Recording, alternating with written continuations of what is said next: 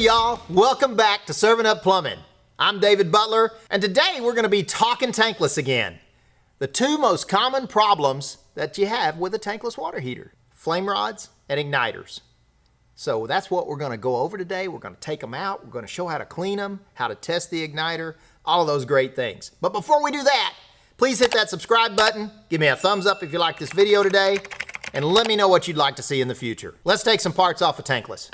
As I mentioned, we're talking today about the two most common problems with a tankless water heater. Those two things are the igniter and the flame rods.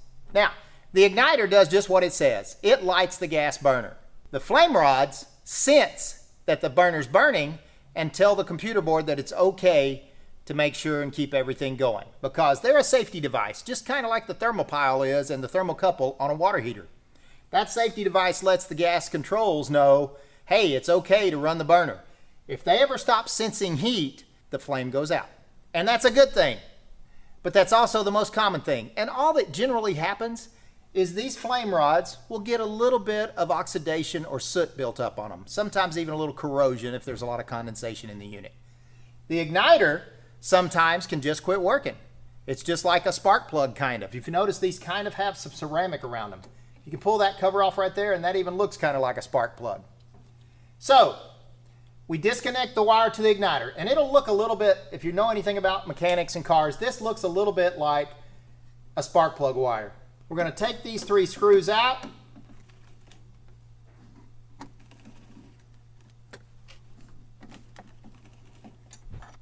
Very gently pull this cover off, and with this gasket here also, be very careful.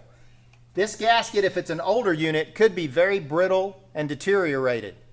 If it does fall apart, in order to get your customer back in gas quickly and get in hot water, we can actually take some high-temp silicone gasket maker that you go down and buy at one of your auto parts stores, and actually seal around all of these areas and then put the faceplate back on.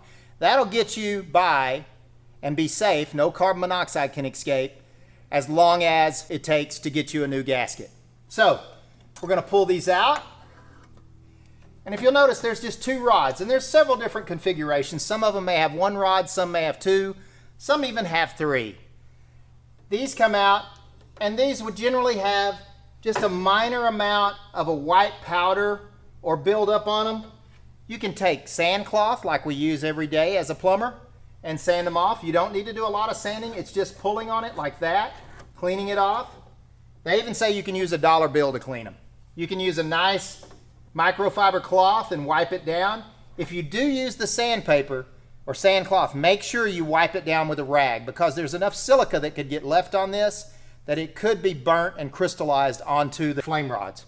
So always make sure if you use sand cloth that you wipe them off with a rag before you put them back in the unit. Once you get them clean, you simply reverse the process, put them back in. Be extremely careful with this ceramic part. You don't want to break that. It slides right back in place and you're good.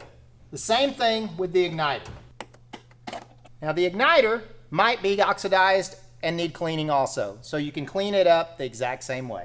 When you get ready to go back, be sure and be careful with this. This is your little sight glass where you can see the flame burning. Sometimes that can fall out. It's a very small little piece of plastic or glass. Make sure it's there when you get ready to put this back. Be very careful with this. Set it back into place. Make sure you have the gasket on the right direction. That was a test, by the way.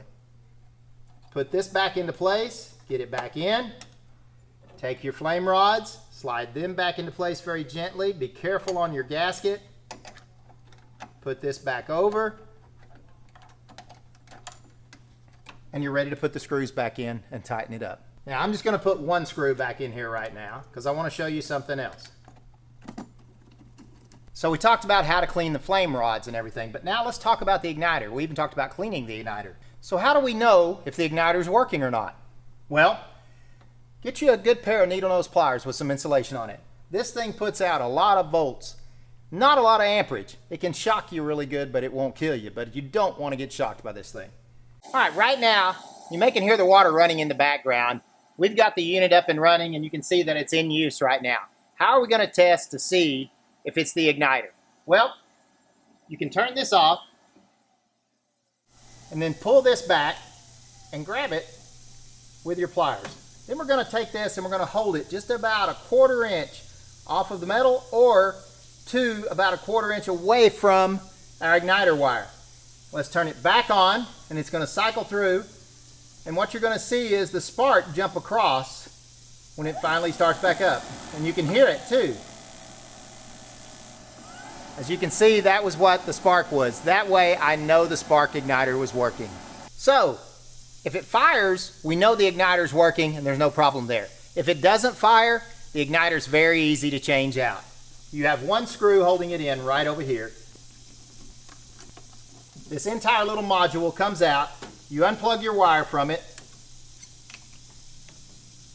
disconnect it from your igniter, and this is the piece you want to replace.